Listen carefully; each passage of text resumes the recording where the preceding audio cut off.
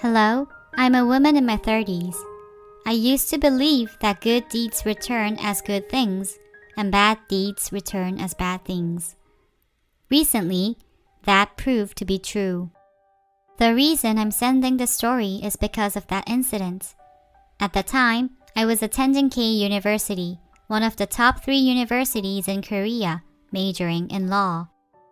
Ever since middle school, I was very tenacious and would accomplish a goal I set to the end. Studying was like my pride, thus I studied very hard. My mom was always proud of me, who never needed any costly tutoring to enter a prestigious university. However, the joy didn't last as my father's construction company started to fail, and financial disaster hit our home. We had to move from our house and my mom had to look for a job from being a full-time housewife.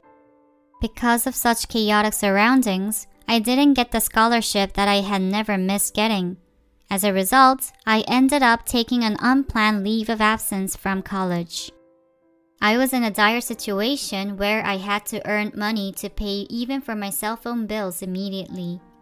Luckily, with the help of my mom's friends, who always thought highly of me, I got a part-time job at a large law firm. Although it was just a part-time job, I was thrilled as one of my dreams was to work for a law firm. I went to work thinking that I wanted to have a permanent position quickly as my future legal career. As a part-timer, my duties encompassed menial works, doing cleaning and running errands. But using my head, I learned quickly and did a good job, earning the manager's trust. I enjoyed my work and felt like I became a member of the law firm, even though I was just a temporary worker. I adapted to the law firm perfectly, and I became very close with the manager who was 6 years older than me. At that time, my dating experience comprised only about 100 days, so the charm of a grown man shook me up. The manager was not only handsome but also well-dressed, who talked well, which grabbed many female employees' interest, who coveted him.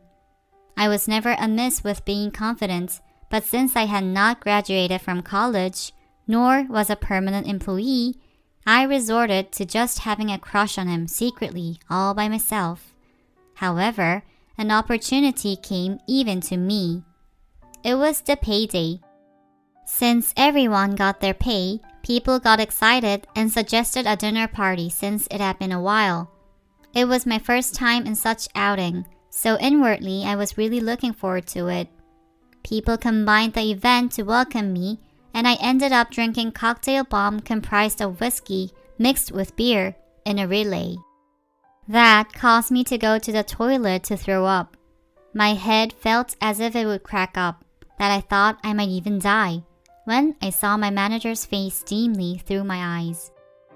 "Are you okay? If it's too hard, I will tell them so you can go home." I don't know where I got the courage, but at his kind concern, I kissed him.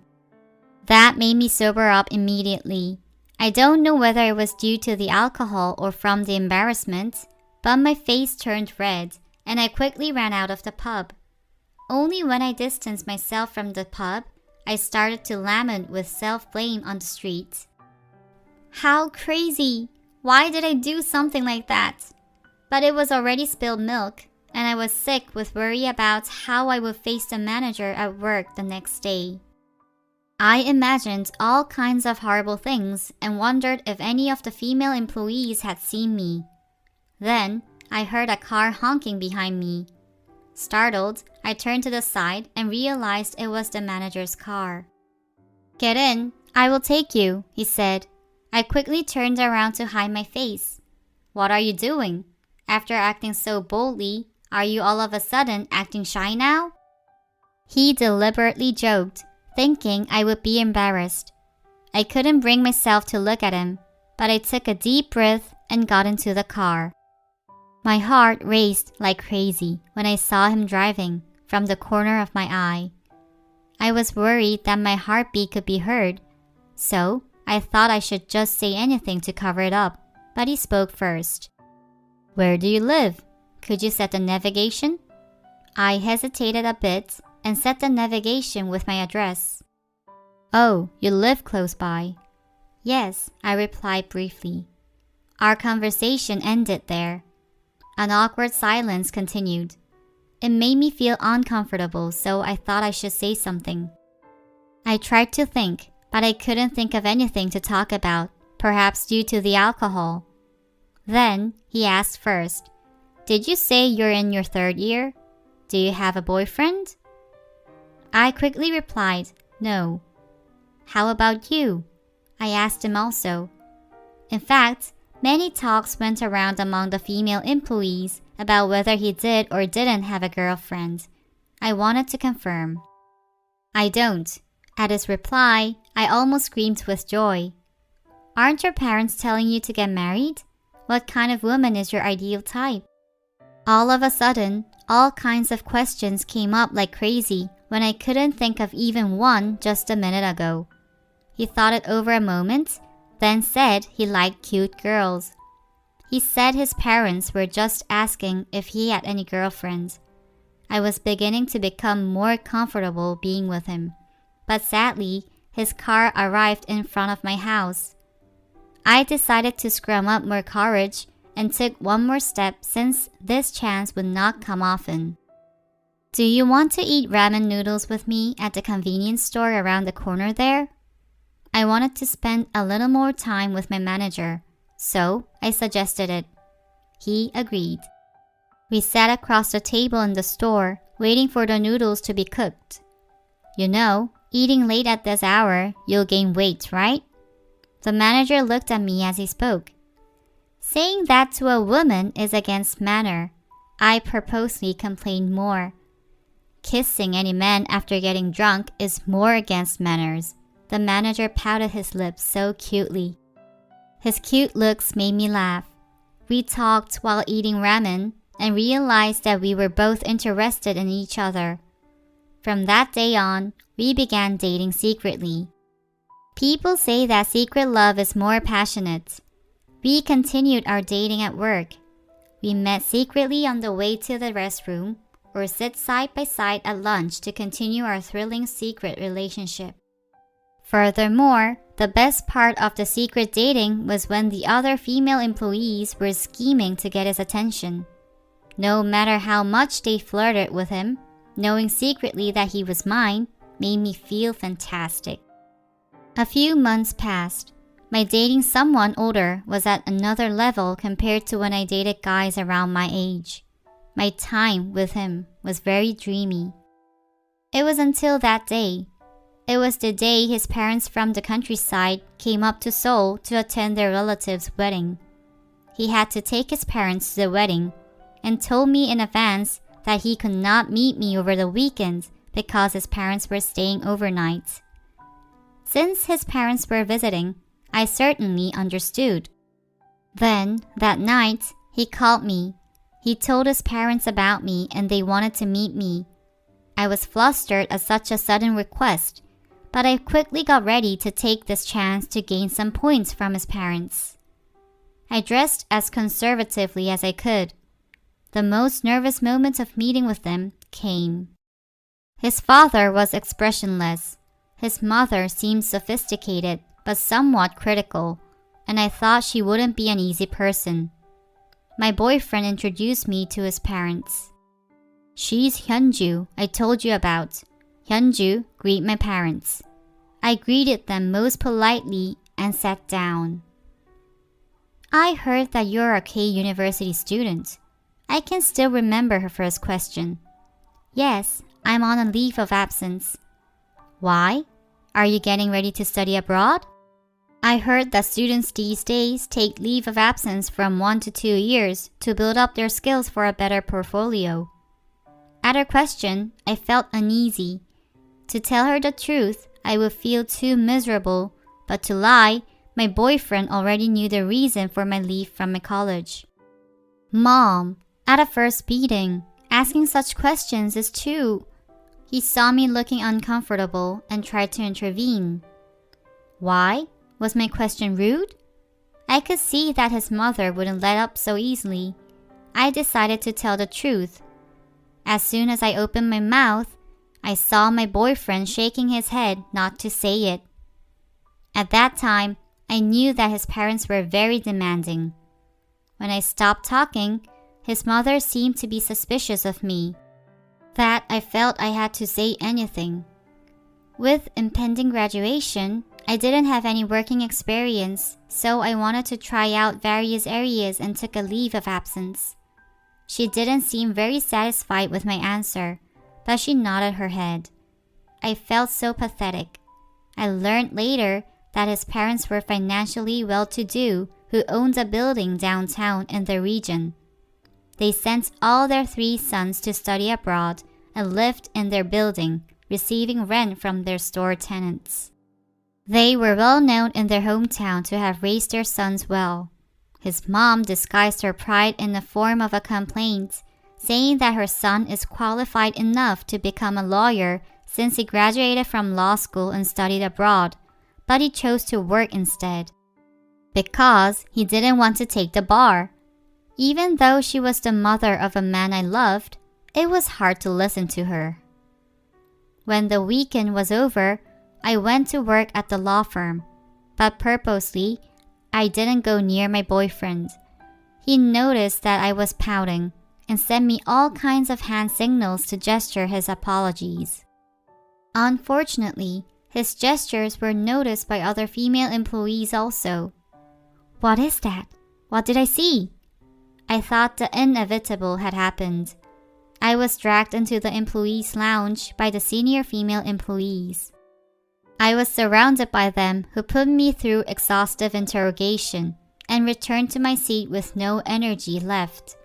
When I returned, I saw a box of macarons which my boyfriend must have left. After work, he apologized to me profusely that I decided to put the matters to rest. However, the news spread in the law firm that we were seeing each other.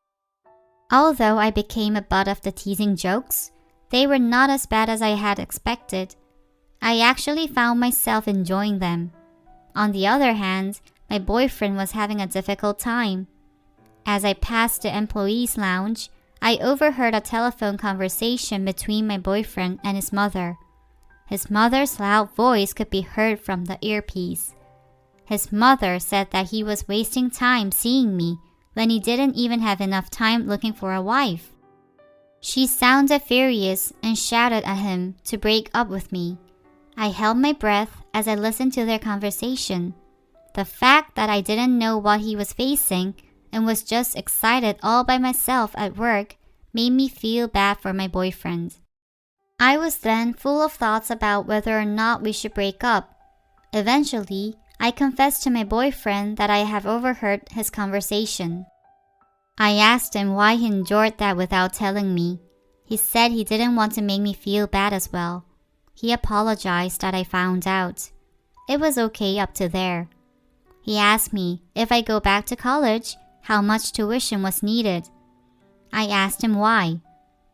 Then, he said it would be good if I would fulfill the standard that his parents would approve of. Thus, he wanted to help me graduate from college. I was shocked at his words that he wanted to pay for my tuition. Even if he were to offer, I had no intention to accept it. It was something I had not thought of, and I was moved that he must really like me that much. Why don't you get a student loan? I will help you pay it. No, why don't you just quit here and work as a tutor? I will introduce the students. You will earn much more money, won't you? I became disappointed quickly when he appealed, pushing me that way so much. I thought he liked me as I was, but now he was pushing me to bring up my social status to please his parents. I also was disappointed in myself for feeling moved by his offer to pay for my tuition. I felt numb. When I remained silent, he realized that I was hurt, and he said that he was just saying that because he wanted to marry me and that he was sincerely sorry and apologized.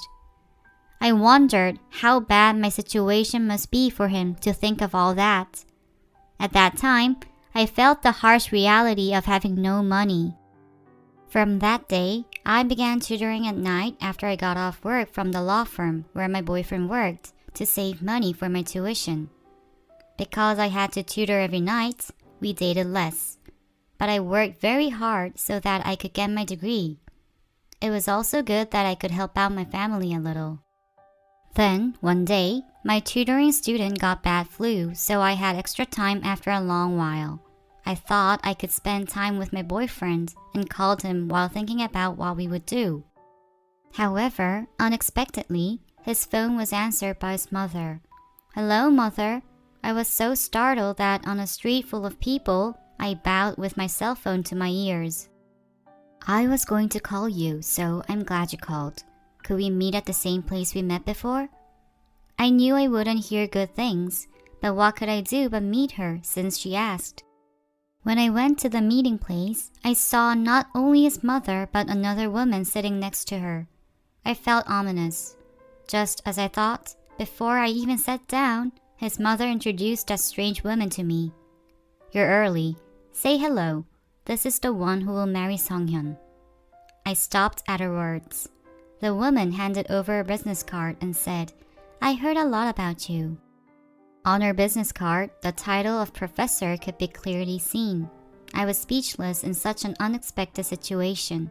His mother was trying to indirectly tell me that a person like me couldn't become her daughter-in-law. She seemed to be signaling me to break up with her son, now that I know. It was clear that she arranged this meeting to humiliate me, to force me off from her son. I recaptured myself firmly and spoke. "Mother, even if you do not like me, for you to do this behind Songhyun is not the right thing to do. I am almost ready to go back to college. After graduating, I will be getting a permanent job at a law firm or prepare for the bar." Oh my, the bar exam? Even though I had not finished talking, the woman who had just met me for the first time snickered, interrupting. I felt like smacking her. Then, his mother addressed that woman as her daughter-in-law and attacked me. "Hey, are you glaring at my daughter-in-law? You're really something. How could a mere high school graduate even mention a bar exam? Do you think it's something like getting a driver's license? Even my own son, who's so smart, is having a hard time with the bar. So do you think someone like you could do that? How ridiculous." My pride was hurt, but I didn't want to break up with my boyfriend, so I appealed once again to his mother. "I know that you were putting pressure to your son secretly behind me. I'm trying hard to improve myself up to your standard. Please be understanding and wait." However, she rolled her eyes as if my appeal was preposterous. If others heard this, they would misunderstand. When did I put pressure on my son? He's the one who has chosen this beautiful daughter-in-law for me. My head felt as if it had been hit with a hammer at hearing his mom's words. Then, the woman acted as if she couldn't stand it anymore and handed me her cell phone. "Now, these photos prove that what my mother-in-law and I are saying is true, right? You seem like one of my students, so I'm advising you to not play with an adult, but play with guys around your age." I hated my boyfriend more than his mother and that rude woman. While I was working so hard to prepare for my tuition, he had been playing me on the side. I could not forgive him. Two women seemed very satisfied at my angry face and got up to leave, but with exploding anger, I snatched that arrogant and rude professor's hair. The cafe quickly turned into a chaos. Then his mother shouted, "Oh my, look at her! Her true nature is revealed now! The kids from poor families always act ignorantly like that!" His mother put me down to the end. No matter how hard I tried, I was forced back to a corner where they wanted to put me. I was so angry at the injustice and helplessness. However, it was in vain to get angry at them because nothing would change. I pushed that woman hard and left. Then, I also resigned from the law firm. I was afraid of myself, for I didn't know what I would do if I saw my boyfriend. On the first day, I cried, and the next day, I kept looking at the ceiling like a dead person. My mom's friend who had introduced me to the law firm told my mom about the rumors about me. my mother told me to go back to college and borrow money for my tuition. She was heartbroken that her daughter was subject to such treatment because we were poor financially. I felt guilty to make my mom so sad, but I decided to go back to college using that loan. I never wanted to be in such situation ever again. I studied very hard in college. Then, I heard from one of the close co-workers from the law firm about my ex-boyfriend. He was going to marry that professor next year. I felt that my only revenge was to become successful and prepare for the bar exam. When my goal was clear, even sleeping time felt wasteful. I gritted hard and studied furiously. As a result, upon graduating, I passed the bar exam. My parents were the happiest people to hear the news, and I felt like I finally repaid my parents for their struggles. Then, another great thing happened to our family. My father's business became stabilized, and although the size was smaller than before, we didn't have to worry about finances any longer. We shed tears together on that day after struggling so hard for many years. I finished my law center training well and was able to secure a specialization certificate that I wanted so badly with high honors.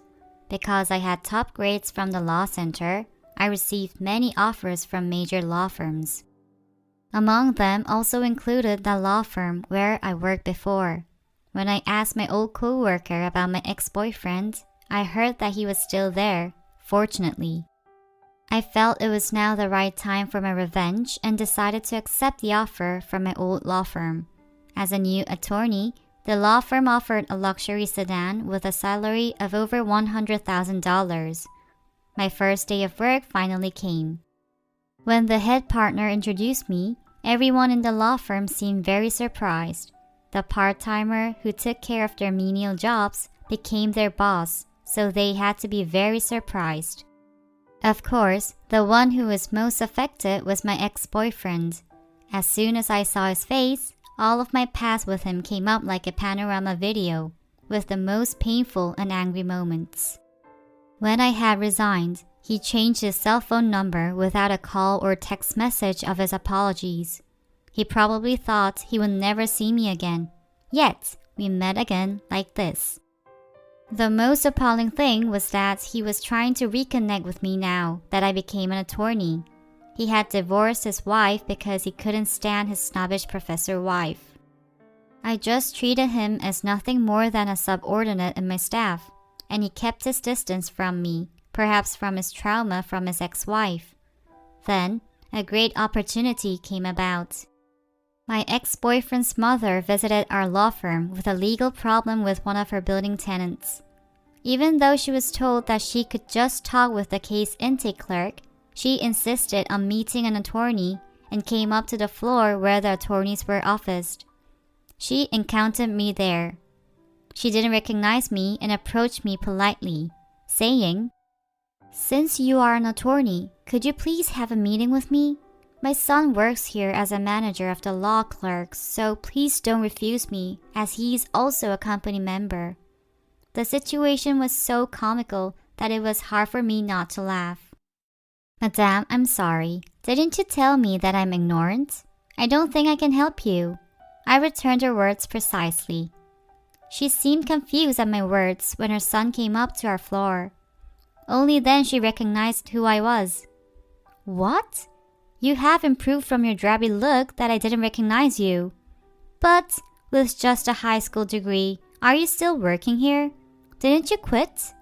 After all, despite your humiliation, are you still here? Don't you have any pride?" She changed her expression so quickly from being polite a second ago to being so rude, so she left me speechless. Then, my ex-boyfriend told his mother, "Mom, she's not a high schooler but an attorney here. Don't embarrass me and just leave." He was trying to drag his mother out of there. However, his mother was obstinate and came up to me and said, "What is he saying? How can a high schooler like you can become a lawyer?" Then I grabbed my chance to look condescendingly to her and spoke each word slowly and clearly. "Don't you know how a person becomes an attorney? Oh, that's right. your son was too lazy to go for the bar exam. You told me once, right? Is the bar exam something you don't take because you're lazy? It's just because your son can't pass the exam. Try to be honest. If other people see you, they might think that you're the head partner in this law firm or something. You're just a rude, materialistic person. Don't be so mannerless and leave here immediately. When I said that, I felt so good that all my scars from her unfair treatment disappeared. I smiled triumphantly.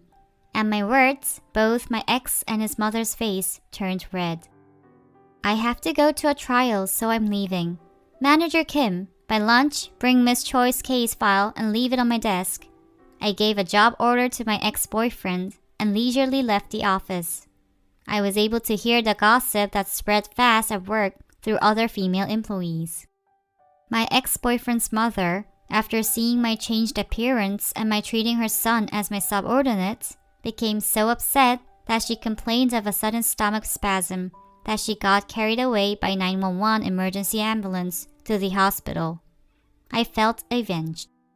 At the end of the month, my ex resigned for health reasons. I did not hear about him after that.